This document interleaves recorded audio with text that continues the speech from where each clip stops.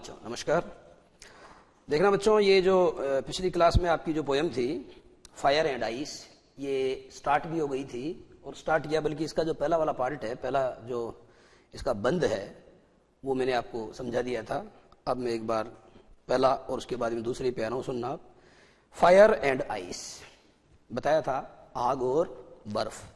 तो यहाँ बच्चों आग जो है उसका तात्पर्य आग से नहीं है, बल्कि आग का तात्पर्य मनुष्य की एंडलेस डिजायर्स या मनुष्य की जो अनंत इच्छाएं हैं उनसे हैं। आपको ये समझना चाहिए कि फायर, मैंने आइस एंड फायर लिखा ऊपर, जबकि इसका टाइटल उल्टा है, ice and fire, sorry fire and ice. Fire पहले आना चाहिए था, उससे कोई फर्क नहीं पड़ता, ठीक है। तो यह मैंने बताया कि जो फायर है, fire is the symbol of the endless desires of human beings, यानी फायर या जो अग्नि है वो मनुष्य की अनंत इच्छाओं का प्रतीक है। In the same way ice is the symbol of hate, ice is the symbol of hate. मनुष्य के मन में जो नफरत का भाव है, जो घृणा की भावना है, उस नफरत या घृणा की भावना के लिए इन्होंने जिस सिंबल का प्रयोग किया हुआ क्या है, आइस। आइस का मतलब you are indifferent to others. अगर आपके मन में किसी के प्रति हेट है, घृणा है, तो first of all you become indifferent to him और हर। सबसे पहले आप उस व्यक्ति के प्रति बनते हैं उदासीन, उसके बाद आप बनते हैं उसके प्रति टॉलरेंट, इंटॉलरेंट। इंटॉलरेंट का मतलब असहिष्णु बनते हैं, ये दूसरा स्टेप है। पहले आपके मन में नफरत पैदा होती है और नफरत के जस्ट बाद में आप उसके प्रति बनते हैं उदासीन। उदास नहीं बोला, उदासीन का मतलब यह है कि आप उसके प्रति उपेक्षापूर्ण व्यवहार करते हैं। You become indifferent to others, आप दूसरे लोगों के प्रति इनडिफरेंट बनते हैं। कब बनते हैं? जब आपके मन में उसके प्रति क्या होती है, जब आपके मन में उसके प्रति हेट का भाव होता है। और जब आप इंडिफरेंट बनते हैं तो उससे आगे वाला स्टेप ये है बच्चों कि आप उसके प्रति बन जाते हैं असहिष्णु, अंग्रेजी में कहते हैं इंटॉलरेंट। सबसे पहले आपको हेट आएगी, हेट होने के बाद में आप बनेंगे उसके प्रति इंडिफरेंट, उसके बाद में आप बनते हैं इंटॉलरेंट, बाद में बनते हैं आप क्रूअल, क्रूर बनते हैं, और अंत में बच्चों आप बन जाते हैं वॉयलेंट। वॉयलेंट का मतलब होता है हिंसक। तो इस तरीके से ये देखो, दीज आर द स्टेप्स। सबसे पहले कौन सा स्टेप बताया मैंने? सबसे पहला जो स्टेप है बच्चों वो है आपके मन में दूसरे लोगों के प्रति हेट जो है, हेट यानी घृणा का भाव, आपके मन में दूसरे लोगों के प्रति आपके मन में घृणा का भाव पैदा होता है। This is the first step.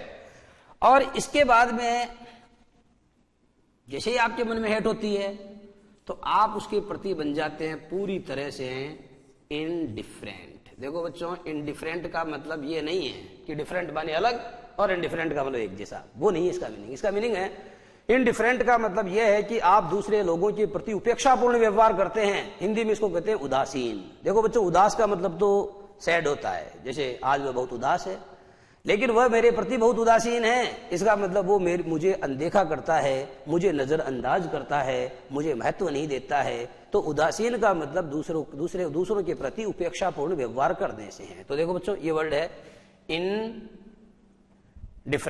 पहले आपके मन में हेट आती है, उसके बाद में आप जो है उस व्यक्ति के प्रति बनते हैं इनडिफरेंट, फिर बनते हैं आप उसके प्रति इंटॉलरेंट। ये वर्ड है, देखना। इंटॉलरेंट का मतलब होता है आप उसके प्रति पूरी तरह बन जाते हैं असहिष्णु, असहिष्णु। और जब आप उसके प्रति इंटॉलरेंट बनते हैं तो आगे वाला स्टेप है बच्चों, आप बन जाते हैं उसके प्रति क्रूअल। और क्रूअल जब बनते हैं तो जो अंतिम स्टेप है वो है वॉयलेंट।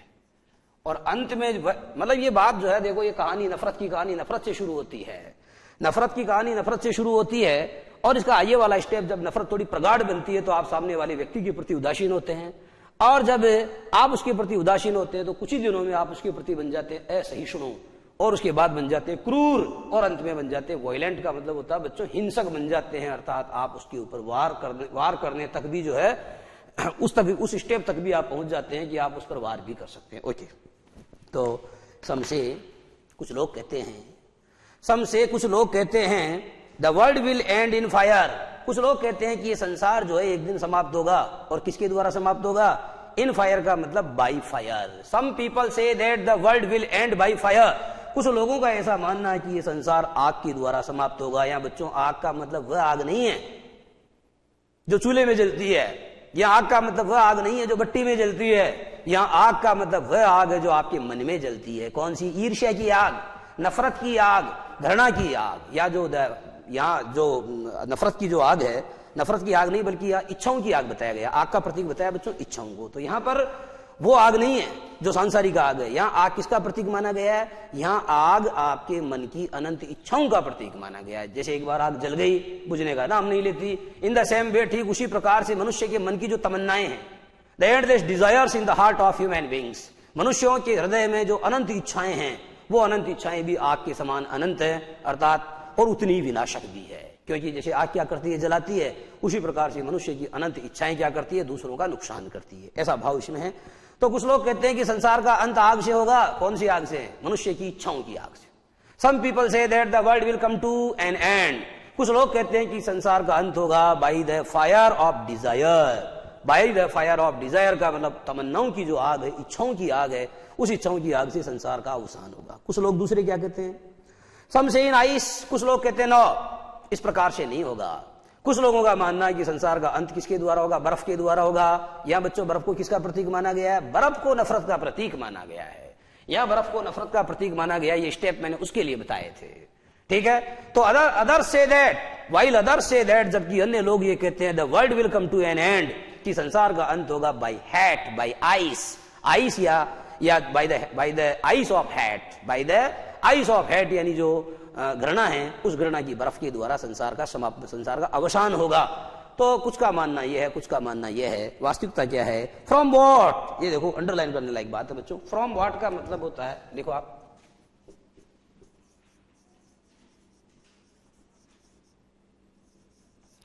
फ्रॉम व्हाट का मतलब होता है बच्चों सिंस, और हिंदी में इसका अर्थ होता है चूंकि। बात को समझना। फ्रॉम व्हाट, चूंकि, फ्रॉम व्हाट, चूंकि I have tested of desire, चूंकि मैंने क्या किया है? I have already known the result of the desires, I have already known the result of fire, अर्थात जो आग है, इच्छाओं की अनंत आग के परिणाम को मैं पहले ही भुगत चुका हूं। कवि कहता है कि जो इच्छाओं की अनंत आग है, उस इच्छाओं की अनंत आग के परिणाम को चूंकि मैं पहले ही भुगत चुका हूं, सो इसलिए आई होल्ड विद, इसलिए I support, I hold with का मतलब आई सपोर्ट, में उन लोगों का समर्थन करता हूं, दोज हू फेवर फायर, इसलिए मैं उन लोगों का समर्थन करता हूं जो कि संसार के समाप्त होने की बात के बारे में आग के पक्षधर हैं। जो संसार के समाप्त होने के बारे में आग के पक्षधर हैं, मैं उन लोगों का समर्थन ज्यादा करता हूं, क्योंकि I have already known the result of fire, क्योंकि मैं जो फायर है या जो इच्छाओं की आग है, उस इच्छाओं की आग के परिणाम को मैंने पहले से ही देख लिया है, पहले से ही भुगत लिया है, इसलिए मैं उन लोगों को सपोर्ट करता हूं, मैं उन लोगों के पक्ष में हूं। ओके, देखो बच्चों, एक हरिवंश राय बच्चन की कविता है, कविता मुझे ठीक से पूरी याद नहीं है, पर उसका थीम और इसका थीम मिलता जुलता है। उसमें उन्होंने पहली लाइन में कहा कि मैं हूं उनके साथ खड़ी जो सीधी रखते अपनी रीढ़, एक ऐसी कविता हरिवंश राय बच्चन की। उसमें उन्होंने कहा कि मैं हूं उनके साथ, मैं ऐसे लोगों को सपोर्ट करता हूं, आई होल्ड विद दोज, मैं ऐसे लोगों को सपोर्ट करता हूं, अर्थात उनको समर्थन देता हूं जो मैं हूं उनके साथ खड़ी जो सीधी रखते अपनी रीढ़, जो अपनी रीढ़ की हड्डी को बिल्कुल सीधा रखते हैं, अर्थात जो चापलूसों की तरह दूसरों के सामने झुकते नहीं हैं, अर्थात जो स्वाभिमानी लोग हैं, मैं ऐसे लोगों को सपोर्ट करता हूं, मैं ऐसे लोगों को समर्थन देता हूं। उसी तरीके से हमारे यहाँ के जो कवि हैं, जो पोएट हैं रॉबर्ट फ्रॉस्ट, उन्होंने कहा कि मैं उन लोगों को समर्थन देता हूं जिनका मानना यह है कि संसार का अंत किससे होगा?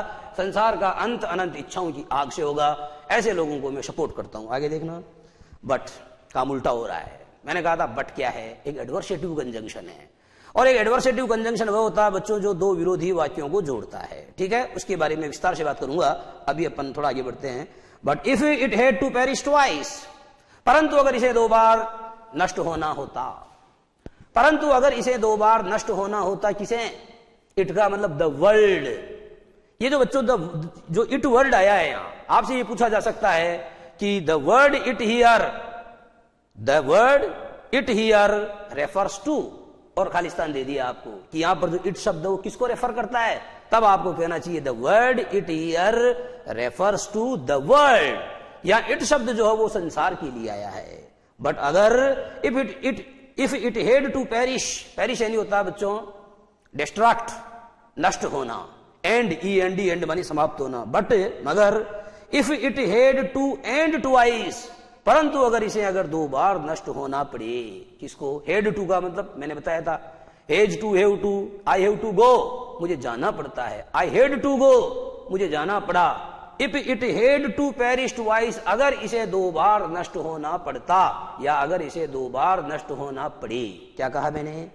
मगर अगर इसे 2 बार नष्ट होना पड़े, परंतु अगर इसे 2 बार नष्ट होना पड़े संसार को, आई थिंक, तो मैं सोचता हूं, I know enough of hate, तो मैं ये सोचता हूं कि मैं नफरत के बारे में इतना जानता हूं, मैंने मेरे जीवन काल में नफरत को इतना भोगा है, इतना एक्सपीरियंस किया है कि मैं ये दावे के साथ कह सकता हूं, टू से I can say this with claim, मैं क्लेम के साथ ये बात कह सकता हूं, दैट फॉर डिस्ट्रक्शन, की बर्बादी के लिए या विनाश के लिए, आइस इज ऑल्सो ग्रेट, मैं पूरे विश्वास के साथ ये कह सकता हूं कि अगर इस दुनिया को 2 बार नष्ट होना पड़े तो नफरत के बारे में इतना जानता हूं कि मैं पूरे विश्वास के साथ ये कह सकता हूं कि नफरत भी संसार का विनाश करने के लिए एक बहुत महत्वपूर्ण कारण हो सकता है। इसका मतलब ये हुआ कि जो पहली प्रायोरिटी है वो तो पोएट किसको दे रहा है? पहली प्रायोरिटी तो उसने फायर को दी है, और दोबारा उसने ये कहा कि जो आइस या जो नफरत है वो भी इसका मतलब कि जो नेक्स्ट रीजन है संसार के नष्ट होने का, जो सेकंड रीजन है वो आइस भी हो सकता है, क्योंकि आइस के बारे में, नफरत के बारे में मैंने संसार में इतना देखा है, इतना महसूस किया है कि मैं पूरे विश्वास के साथ ये कह सकता हूं कि this can also be a good reason, कि यह भी एक अच्छा कारण हो सकता है for the destruction of the world, संसार के विनाश के लिए यह भी एक बहुत अच्छा, ठोस और मजबूत कारण हो सकता है। To say that for destruction ice is also great, great यानी वेरी इंपॉर्टेंट, अर्थात सफिशियंट, यानी जो आग है, कौन सी आग? सॉरी, जो बर्फ है, तो यहां बर्फ का मतलब क्या बताया? नफरत की। तो जो नफरत की भावना है, अर्थात जो मतलब क्या कहते हैं, नफरत रूपी जो बर्फ है, जो नफरत रूपी बर्फ है, वो भी संसार को बर्बाद करने के लिए काफी है। नेक्स्ट बताया है, and would suffice, and would suffice. देखो बच्चों, ये वर्ड देखना एक बार, आपने ये तो सुना ही होगा, सफिशियंट, सफिशियंट यानी एनफ होता है, लिख लेना, एनफ यानी पर्याप्त होता है। इसके लिए एक वर्ड और है बच्चों, AMPL, सफिशियंट कह दो, एनफ कह दो, एम्पल कह दो, दीज ऑल आर सिनोनिम्स, ये सारे सिनोनिम्स हैं, और इन सब का हिंदी में मतलब होता है पर्याप्त या काफी। ओके, ये वर्ड है बच्चों, देखो सफाइस, ठीक है, इधर देखना, ये S, ये ए, ये आई, ये बच्चों इसका फोनेटिक है, सफाइस, इसको सफिस नहीं बोलते, सफाइस। मैंने बोर्ड पे क्या लिख दिया देखना, ये से है, से का सिंबल है, ये ए है बच्चों, ए से, एफ और AI को बोलते हैं आई, सफ आई, सफाइस, सफाइस। ओके, तो this is the correct pronunciation and this is the phonetic symbol of this word. ये जो शब्द मैंने लिखा है इसका फोनेटिक सिंबल ये है, और इसका जो करेक्ट प्रोनाउंसिएशन है वो ये है सफाइस। तो सफाइस का मतलब होता है बच्चों वुड सफाइस। आपने क्या देखा, वुड सफाइस। देखो वुड एक मॉडल है, और आपको मैंने कई बार समझाया है कि मॉडल के बाद हमेशा वर्ब की फर्स्ट फॉर्म का प्रयोग होता है। मॉडल के बाद कभी भी एडजेक्टिव आ नहीं सकता, जैसे शी कैन ब्यूटीफुल, नहीं, ये नहीं हो सकता। शी कैन ब्यूटीफुल नहीं हो सकता, परंतु शी कैन ब्यूटीफाई हो सकता है। मैं समझाना चाहता हूं कि modal shall always be followed by the bare infinitive form of the verb. मैं समझाना चाहता हूं कि जो मॉडल होता है वह अपने बाद हमेशा वर्ब की बेयर इन्फिनिटिव फॉर्म या वर्ब की जो बेस फॉर्म है या जो वर्ब की फर्स्ट फॉर्म है उसको लेकर आता है। तो ये वुड है, इसके बाद में ये बच्चों जो वर्ड आया है सफाइस, ये कहने की आवश्यकता नहीं है कि ये वर्ब है। और सफाइस का मतलब पर्याप्त होना, इसका मतलब तो केवल पर्याप्त है और उसका मतलब पर्याप्त होना है। मैंने कहा था कि हिंदी में क्रिया की यही पहचान होती है कि जब आप किसी क्रिया का अंग्रेजी से हिंदी में अनुवाद करते हो तो उसके अंत में ना जरूर आता है, पर्याप्त होना, एंड वुड सफाइस। और मेरे हिसाब से तो ये काफी होगा, और मेरे हिसाब से तो ये पर्याप्त रहेगा। कौन पर्याप्त रहेगा? आइस, यानी जो बर्फ है, वो बर्फ भी संसार का विनाश करने के लिए एक ठोस कारण हो सकता है, एक महत्वपूर्ण कारण हो सकता है। And I think it would suffice. और मेरे हिसाब से जो है दुनिया को बर्बाद करने के लिए ये वजह भी काफी होगी। दुनिया को बर्बाद करने के लिए, संसार को समाप्त करने के लिए कारण भी पर्याप्त होगा। कौन सा कारण? पहला वाला कारण तो बताया आपको, फायर। और दूसरा वाला कारण कौन सा बताया बच्चों? पहला कारण फायर बताया, दूसरा कारण आइस बताया, और आपको यह समझाया कि फायर का मतलब आग से नहीं है, फायर का मतलब डिजायर, मनुष्य की अनंत इच्छाओं से है। और जो दूसरा कारण बच्चों आइस है, तो आइस का मतलब बर्फ से नहीं है, आइस का मतलब जो है, आइस का मतलब है दूसरों के प्रति मनुष्य के मन में जो नफरत या घृणा का भाव है उसको क्या कहा गया है, उसको आइस का, उसको जो है बर्फ को एक प्रतीक के रूप में पेश किया गया है, बर्फ को एक प्रतीक के रूप में पेश किया गया है। तो इस तरीके से बच्चों आपने देखा कि आपकी जो पोयम है ये तो समाप्त हो गई है। इसमें कुछ इंपॉर्टेंट एक दो बातें हैं जो मैं आपको क्लियर कर दूं। देखो बच्चों, एक शब्द आया from what I have tested of desire. ध्यान सुनना, अब काम की बात बता रहा हूं। From what I have tested of desire, ये जो टेस्ट वर्ब है, TASTE, टेस्ट का मतलब होता है किसी चीज को चखना, किसी चीज का स्वाद लेना। मैं दो सेंटेंस बता रहा हूं, दोनों सेंटेंस आपको लिखने हैं। दिस सोस टेस्टेज, देखो this sauce taste strange. Board की तरफ देखना बच्चों। दिस सोस, ये सोस है। टेस्ट का मतलब इसका स्वाद है, या ये स्वाद भी कैसा लगता है। आपको पता है ये सिंगुलर है ना, इसलिए इसमें एस जोड़ के इसको सिंगुलर बनाना पड़ेगा। दिस सोस टेस्टेज स्ट्रेंज, इसका मतलब ये जो सॉस है, ये टमाटर का सॉस या कोई भी सॉस जो है, ये स्वाद में कैसा है, बड़ा अजीब है। स्ट्रेंज यानी विचित्र होता है, यानी ये स्वाद की दृष्टि से बड़ा विचित्र है। ओके, ऐसे सेंटेंसेस का बच्चों जब पेशी वॉइस बनाते हैं, ये एवी है। देखो अब मैं पीवी बना के दिखाता हूं। देखो दिस सोस लिखना, दिस सोस। ओके, अब आपको पता है कि ये प्रेजेंट इंडेफिनिट टेंस है, और प्रेजेंट इंडेफिनिट टेंस का जब एक्टिव से पेशी बनाते हैं तो उसके ठीक आगे वाला टेंस यानी जो प्रेजेंट कंटिन्यूअस है उसकी एचवी इजमार लगती है। तो ये सिंगुलर है तो क्या आ जाएगा बताओ, ये इज, ये एम और ये आर। आपको पता है कि एम तो केवल आई के साथ आता है। आपको पता है कि आर का प्रयोग प्लूरल नाउन या प्लूरल प्रोनाउन, ठीक है, पीएस का मतलब होता है बच्चों प्लूरल सब्जेक्ट के साथ होता है। और इज का प्रयोग किसके साथ होता है, एस माने सिंगुलर सब्जेक्ट के साथ होता है। तो आप क्या करोगे, ये सिंगुलर सब्जेक्ट है तो आपने लिखा this sauce is, this sauce is. अब ये जो एडजेक्टिव है ये यहां जाएगा, this sauce is strange when, this sauce is strange when tested. ये देखो यही समाप्त है आपकी बात। दिस सोस टेस्टेज स्ट्रेंज का मतलब ये जो सोस है ये स्वाद लेने के ऊपर बड़ा विचित्र है। और जब बच्चों आपने इसका पेशी वॉइस बनाया तो यूं बनाया, this sauce is strange when tasted. जब टेस्ट किया जाता है तो टेस्ट करने पर ये जो सॉस है ये बड़ा विचित्र या बड़ा ही अजीब लगता है, ये बड़ा विचित्र या बड़ा ही अजीब लगता है। तो एक तो ये बात हुई। अच्छा, टेस्ट के बारे में बच्चों ये जो सेंटेंस है इसमें ऑफ आ रहा है। टेस्ट में आप क्या देख रहे हैं, इट टेस्टेज ऑफ चॉकलेट। देखना दूसरा सेंटेंस, इट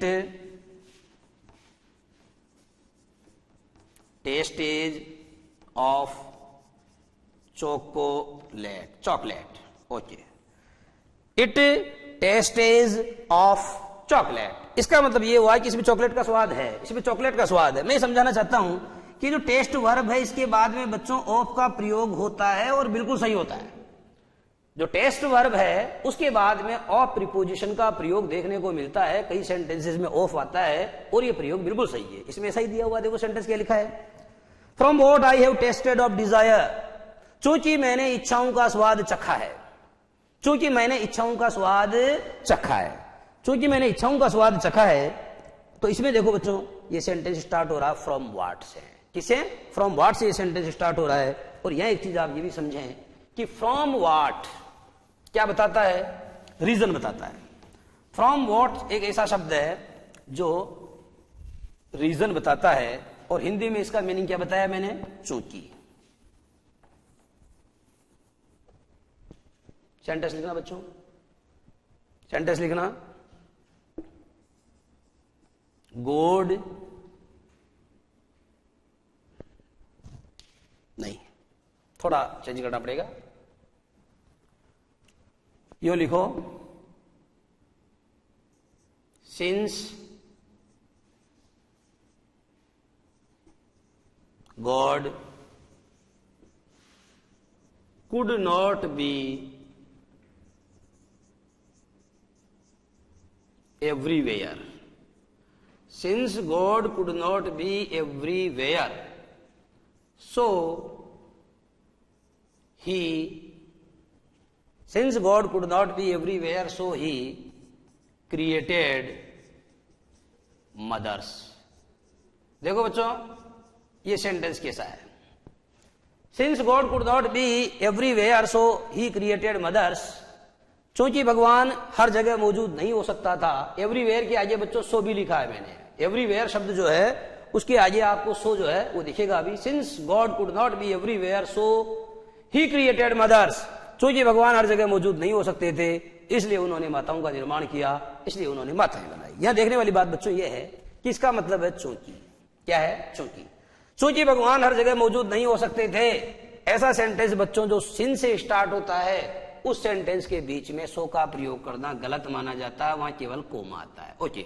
उसी तरीके से ही जो है बच्चों ये गलत है, क्योंकि भगवान के लिए जब भी ही का प्रयोग होता है तो उसका पहला अक्षर हमेशा कैपिटल में लिखा जाता है, चाहे उस ही का प्रयोग सेंटेंस के शुरू में हो रहा हो, चाहे अंत में हो रहा हो या बीच में हो रहा हो। तो इस तरीके से बच्चों बाकी बात हम करेंगे आपसे 2 मिनट के इंटरवल के बाद।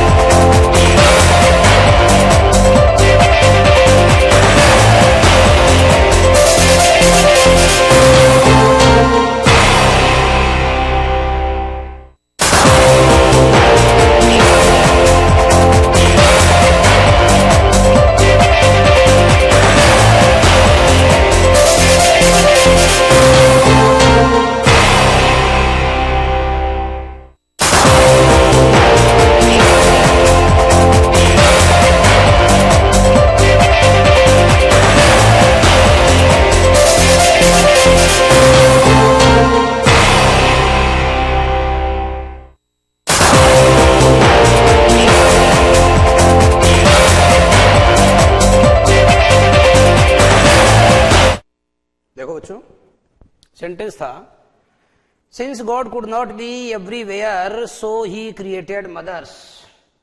चूंकि भगवान हर जगह मौजूद नहीं हो सकते थे, इसलिए उन्होंने माताओं का निर्माण किया।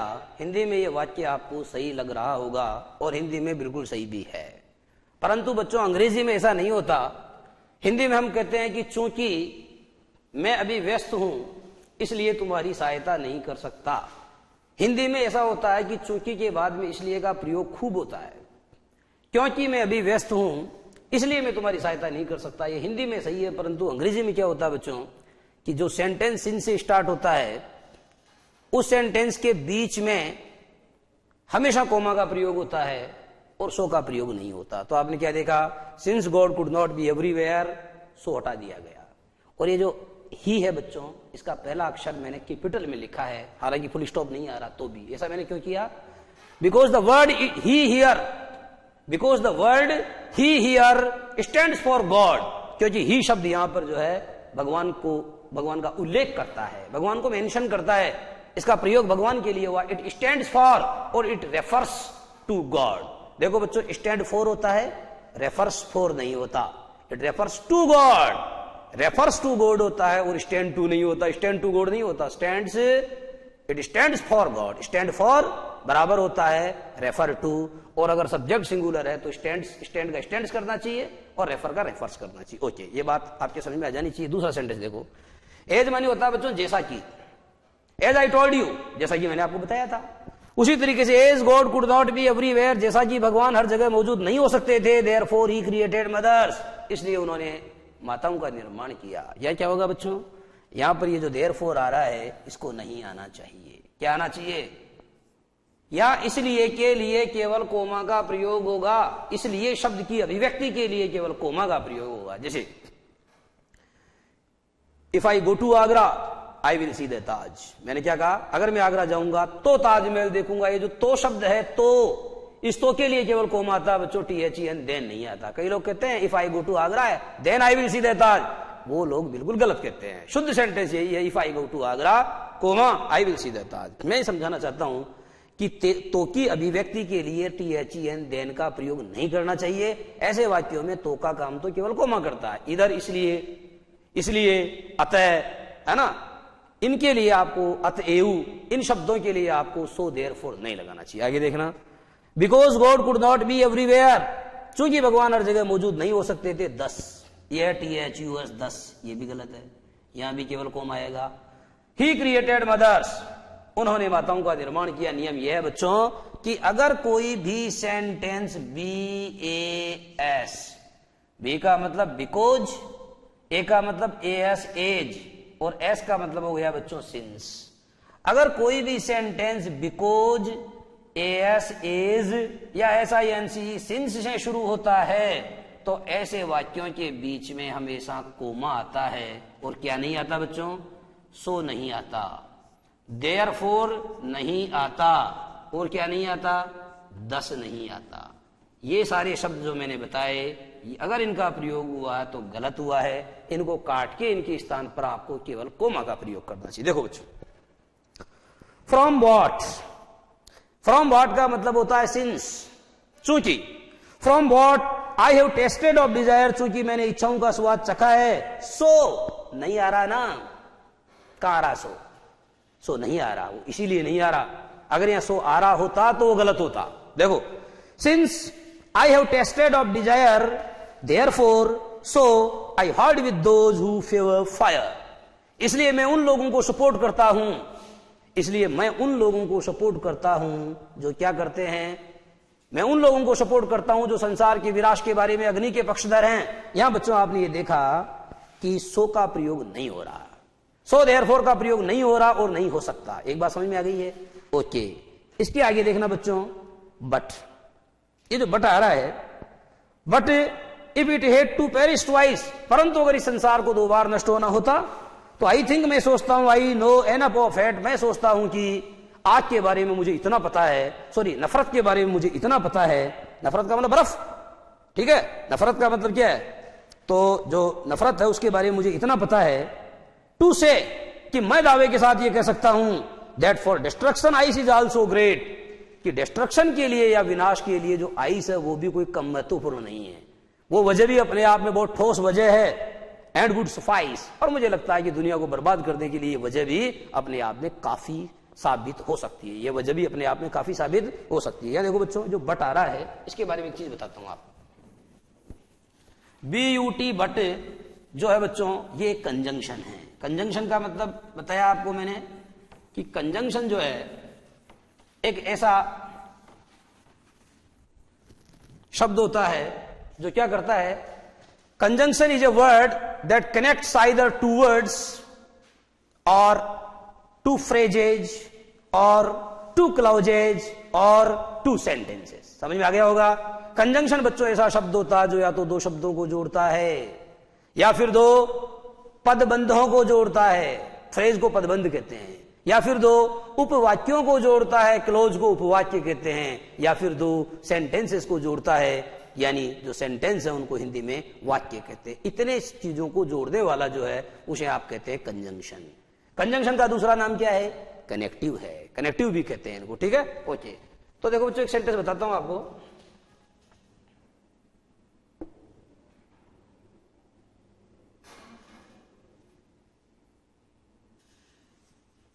लिखें, माधुरी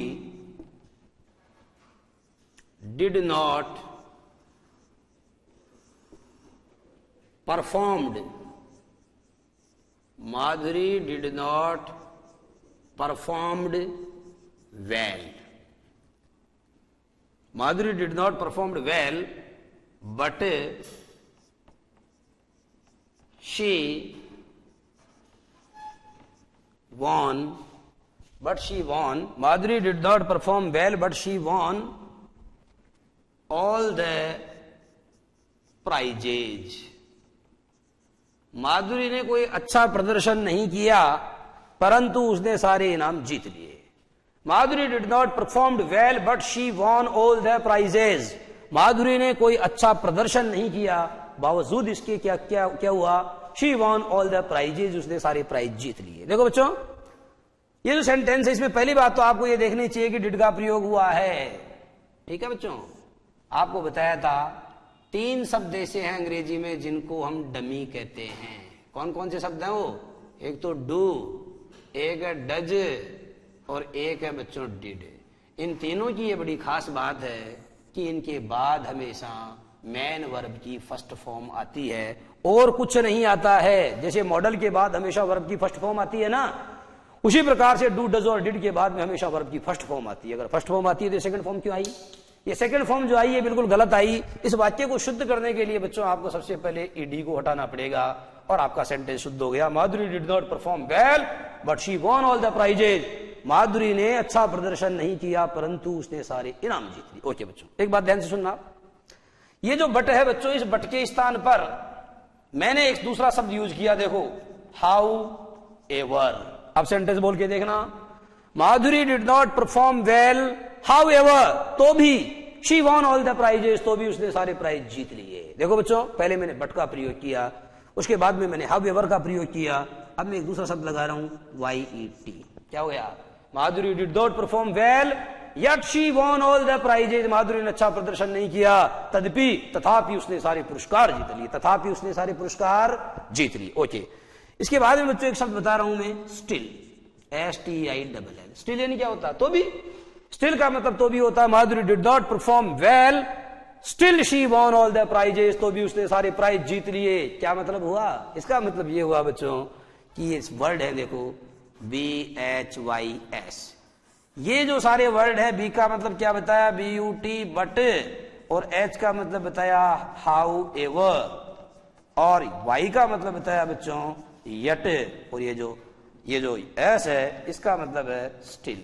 ये सारे बच्चों कौन से कंजंक्शन हैं? ये सारे शब्द जो है ये हैं एडवर्सेटिव कंजंक्शन। एडवर्सेटिव कंजंक्शन बच्चों वो कंजंक्शन होते हैं जो दो विरोधी वाक्यों को जोड़ते हैं। जैसे राम ने खूब पढ़ाई की तो भी वह फेल हो गया, जबकि खूब पढ़ाई करने वाले लड़के को फेल नहीं पास होना चाहिए था। तब मैंने आपको कहा कि राम ने खूब पढ़ाई की तो भी वह फेल हो गया, राम ने खूब पढ़ाई की परंतु वह फेल हो गया। तो ये बट, परंतु, लेकिन, किंतु, ये जितने भी शब्द हैं बच्चों, all these are known as adversative conjunctions. इन्हें अंग्रेजी में एडवर्सेटिव कंजंक्शन, और बच्चों हिंदी में क्या बोलते हैं इनको हिंदी में विरोध मूलक, क्या बोला मैंने? लिखना, विरोध मूलक संयोजक कहते हैं। इन्हें अंग्रेजी में एडवर्सेटिव कंजंक्शन तथा हिंदी में विरोध मूलक संयोजक कहते हैं। और ये दो ऐसे उपवाक्यों या ऐसे क्लॉजेज को जोड़ते हैं जो परस्पर विरोधी होते हैं। ये दो ऐसे क्लॉजेज या ऐसे उपवाक्यों को जोड़ते हैं, कनेक्ट करते हैं, जो कि परस्पर कैसे होते हैं? परस्पर एडवर्स होते हैं, परस्पर कंट्रास्ट को बताने वाले या विरोधाभास को प्रकट करने वाले होते हैं। ओके बच्चे, एक बात और सुनो, 2 शब्द और बताता हूं आपको इनके अलावा। आपको पता है कि बराक ओबामा तो बहुत धनवान है, जबकि उसका भाई मलिक ओबामा बहुत गरीब है। ये सेंटेंस बच्चों क्या है कि कंट्रास्ट को बता रहा है, विरोधाभास को बता रहा है। कैसे? मैंने आपको सेंटेंस बोला, लिखना एक बार, बराक इज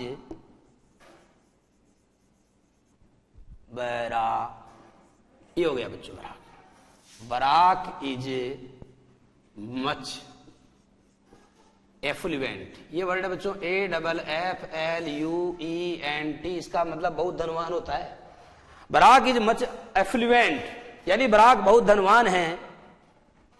आइए देखो बच्चों क्या शब्द लिखा मैंने, वेयर एज, जबकि, वेयर एज का मतलब होता है जबकि, Malik, whereas his brother या हिज कजन, यूं लिखो आप, whereas his cousin Malik is, whereas his cousin Malik is very pauper, PAUPER। पोपर का मतलब बहुत गरीब होता है बच्चों, दरिद्र स्थिति जिसकी होती है उसको हम पोपर कहते हैं, और जिसके पास में खूब पैसे हो, बहुत धनवान हो, उसे आप एफ्लुएंट कहते हैं। सेंटेंस ये है बच्चों, Barack is much affluent whereas his cousin Malik is very pauper. Sentence ये है कि बराक तो बहुत ही समृद्ध है, बहुत ही धनवान है, जबकि, वेरेज का मतलब कहा नहीं है, वेरेज माने जबकि उसका कजन जो मलिक है वह बहुत गरीब है। देखो बच्चों, ये जो वेरेज है इसके स्थान पर एक शब्द और आ सकता था, WHILE। सेंटेंस बोल के देखना, Barack is much affluent while his cousin Malik is very pauper. और बच्चों इन दोनों का मीनिंग क्या होता है, इन दोनों का हिंदी में मीनिंग होता है जबकि। क्या मतलब होता है, जबकि। निष्कर्ष ये निकला कि बट आ जाए, हाउएवर आ जाए, YET यट आ जाए, स्टिल आ जाए, या वेयरएज या वाइल आ जाए, और ये अगर प्रतिकूल वाक्यों को जोड़ते हैं, प्रतिकूल उपवाक्यों को जोड़ते हैं, तो बच्चों इन सबको क्या माना जाता है, इन सबको एडवर्सेटिव कंजंक्शन माना जाता है। कौन से कंजंक्शन माना जाता है, इन सबको एडवर्सेटिव कंजंक्शन या विरोध मूलक संयोजक कहते हैं। तो देखो बच्चों यहां बता रहा है, और बताते ही काम उल्टा हो रहा है। But if it head two के बारे में बताया, ये किसी काम के होने की मजबूरी बताता है। जैसे Lal Bahadur Shastri had to go to school on foot when he was a child. जब लाल बहादुर शास्त्री छोटे बच्चे थे तो उनको स्कूल पैदल जाना पड़ता था, क्योंकि उनके पास में बस का फेयर चुकाने के लिए उनके पास में पैसे नहीं होते थे। ये मजबूरी को, ओब्लाइगेशन या जो बाध्यता उसको बताता है। हेज टू, हेव टू, और पास्ट का सेंटेंस है तो हेड टू, मगर अगर इसे 2 बार नष्ट होना पड़े, किसे, मगर अगर इसे 2 बार नष्ट होना पड़े, अगर इस संसार को 2 बार नष्ट होना पड़े, तो इच्छाओं की आग ही क्या है। मनुष्य के दिल में जो नफरत की भावना है, ये भी इस दुनिया को बर्बाद करने के लिए कुछ, ये भी जो है कोई छोटी मोटी वजह नहीं है, ये भी अपने आप में काफी मजबूत वजह है, और ये भी दुनिया की बर्बादी का सबब बन सकती है। ये भी संसार की बर्बादी का सबब, यानी उसकी बर्बादी की वजह है, या उसके विनाश का कारण बन सकती है। तो इस तरीके से ये बच्चों आपको कंजंक्शन के बारे में बताया गया, एडवर्सेटिव कंजंक्शन बताया गया आपको, और साथ ही साथ ऊपर आपको मैंने बता दिया क्या, एडवर्सेटिव कंजंक्शन के अलावा आपको बताया कि कोई सेंटेंस अगर सिन से शुरू होता है, एज से शुरू होता है, बिकॉज से शुरू होता है, तो हमेशा याद रखो कि हिंदी में बीच में इसलिए का प्रयोग हो सकता है, होता है, पर अंग्रेजी में नहीं होता। ध्यान सुनना, एक सेंटेंस दे रहा हूं आपको करना है। लिखो बच्चों,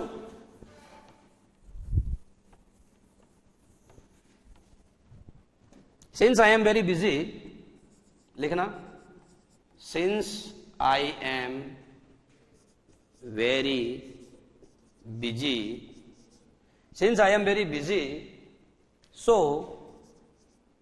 I can't help you. Okay, since I am very busy so I can't help you, ये सेंटेंस है बच्चों। Since I am very busy so I can't help you, चूंकि मैं बहुत व्यस्त हूं इसलिए मैं आपकी सहायता नहीं कर सकता हूं। चूंकि मैं बहुत व्यस्त हूं इसलिए मैं आपकी सहायता नहीं कर सकता हूं, ये सेंटेंस है बच्चों। आपको इसको शुद्ध करना है। कैसे शुद्ध करेंगे, चूंकि मैं बहुत व्यस्त हूं, और आप देख रहे हैं सेंटेंस किससे शुरू हो रहा है, सिंस से शुरू हो रहा है, इसलिए बीच में ये जो सो है इसे नहीं आना चाहिए। आपके समझ में आ गया होगा।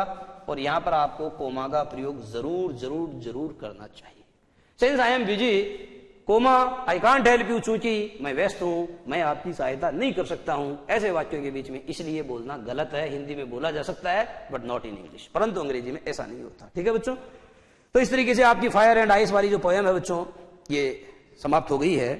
और इसमें देखो जो एक बात और इसमें समझाने लायक थी, आप देख सकते हैं ये जो क्वेश्चन देखो, आप थिंक अबाउट द पोयम, ये थिंक अबाउट द पोयम के अंदर जो क्वेश्चन नंबर 2 है उसमें देखो बच्चों एक शब्द आ रहा है इनसेंसिटिविटी, ये आइस का प्रतीक है। कोल्डनेस मानी होता है ठंडापन, ठंडापन यानी आपकी भावनाओं में बिल्कुल गर्मी नहीं है, बिल्कुल ठंडापन है, यानी आप सामने वाले व्यक्ति से नफरत करते हैं। ओके, जो कोल्डनेस है ये भी आइस का प्रतीक है। एक शब्द आया बच्चों आगे इंडिफरेंस, ये भी आइस का प्रतीक है, उदासीनता। एक शब्द आया हेट्रेड, नफरत, ये भी आइस का प्रतीक है। और एक शब्द आया बच्चों रिजिडिटी, रिजिडिटी का मतलब कठोरता होता है, हार्डनेस होता है, सख्त, कोई सख्तपन होता है, ये भी आइस का प्रतीक है। और जो सारे बच गए हैं बच्चों, ये सब किसके प्रतीक हैं? जो बच गए हैं वो सारे फायर यानी जो आग है उस आग के प्रतीक हैं बचे हुए सारे। और ये जो मैंने बताया ये सारे आइस के प्रतीक है। कौन कौन से? Insensitivity, coldness, indifference, hatred, rigidity, all these words are the symbols of ice and all other remaining words are the symbols of fire. और जो बचे हुए तमाम शब्द हैं वो सारे फायर या आग के प्रतीक माने गए हैं। तो इस तरीके से बच्चों आपने देखा ये जो कविता है ये पूरी प्रतीकों में है, ये पूरी इमेजेस जो है सिंबल्स हैं, सिंबल्स के माध्यम से इस कविता को बताया गया है। तो ये पोएम बच्चों आपकी समाप्त हो गई है। और इसके बाद में जो नेक्स्ट क्लास आपकी होगी उसमें आपका नेक्स्ट चैप्टर चलेगा Nelson Mandela long walk to freedom. बीच में 2 पोएम्स थे वो बताने जरूरी थे, मैंने बता दिए हैं। और आगे वाला चैप्टर हम आपको पढ़ाएंगे बच्चों Nelson Mandela long walk to freedom. तो आप इसको थोड़ा पढ़ करके आइएगा। जब मैं अगली क्लास में बोलना शुरू करूं तो उससे पहले आपको इसके जो शुरुआत के जो मीनिंग्स हैं वो थोड़े याद करके आप आओगे। तो ऐसे में क्या है कि मैं जो समझाता हूं वो आपको थोड़ा ज्यादा आसानी से और ज्यादा अच्छे समझ में आ पाएगा। ठीक है बच्चों, आज की बात यही समाप्त। नमस्कार।